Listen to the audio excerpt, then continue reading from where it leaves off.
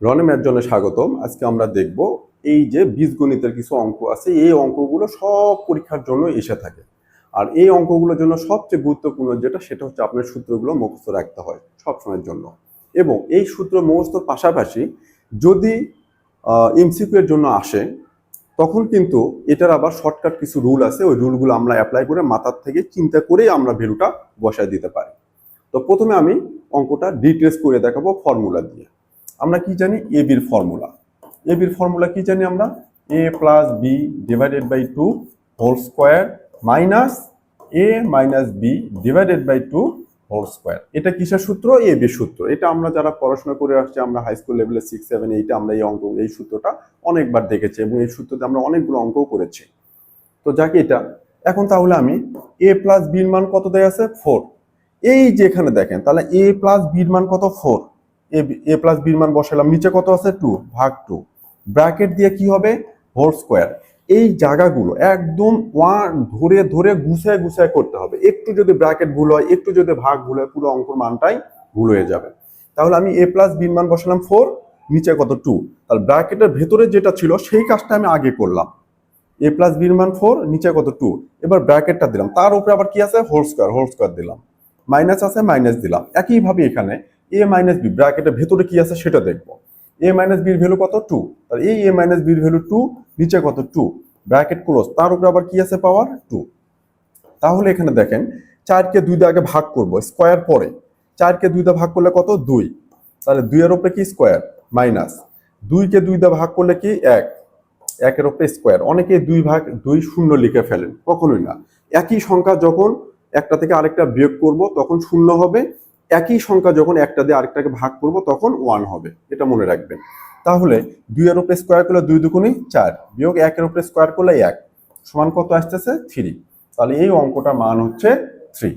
এটা আমরা দেখলাম, খুব সুন্দর করে সূত্র বসায় দিয়ে আমরা এই মানটা বের করতে পারলাম। এইবার এই ম্যাথটা আমরা একটু অন্যভাবে করে ফেলি। কিভাবে করব সেটা একটু দেখাই। আশা করি এটা বোঝাতে পেরেছি। এটা সূত্রদের সব টিচারই যারাই অঙ্কগুলো করান, দেখান, কোনো গাইড বলেন, এটা বলেন, প্রত্যেকটা জায়গায় ফর্মুলাটা দিয়ে অঙ্কগুলো দেখিয়ে থাকে। তো আমাদের চিন্তা থাকে যে এমসিকিউ যেহেতু সময়টা খুব কম, সেহেতু একটু কম সময় কিভাবে অঙ্কটা করা যায় সেই চিন্তা। তাহলে আমি এখানে আসি। দেখেন, এ বি যোগ করলে কত হবে? 4। আর এ থেকে বি বিয়োগ করলে কত হবে? 2। তাহলে এ আর বি যোগ করলে 4 হবে। তার মানে এই এ আর বির মানটা 0 থেকে 4-এর মধ্যেই হবে। আর এ থেকে বি বিয়োগ করলে কত? 2। তাহলে দেখেন, আমি যদি এ 3 ধরি আর বি যদি 1 ধরি, তাহলে কি হচ্ছে? 3 বিয়োগ 1 সমান কত? 2, মিলে গেছে।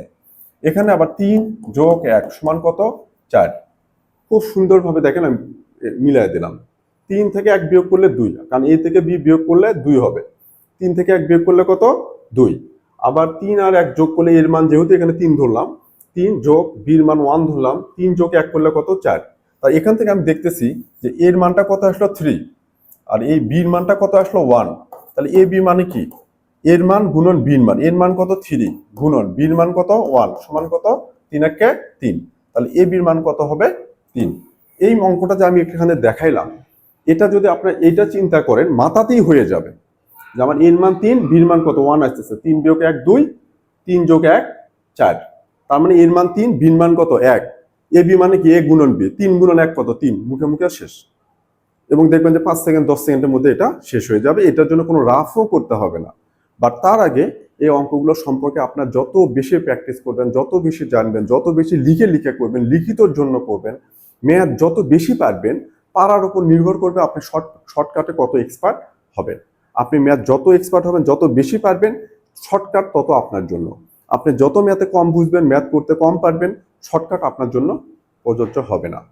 তো প্রথম কথা আমি সবসময় বলে থাকি, আমার প্রত্যেকটা ক্লাসে বলে থাকি, প্রথম কাজ হলো আপনার ম্যাথটা পারা, যে আমি আমি ম্যাথটা করতে পারি। কত সময় লাগবে সেটা পরে, ম্যাথটা করতে পারি।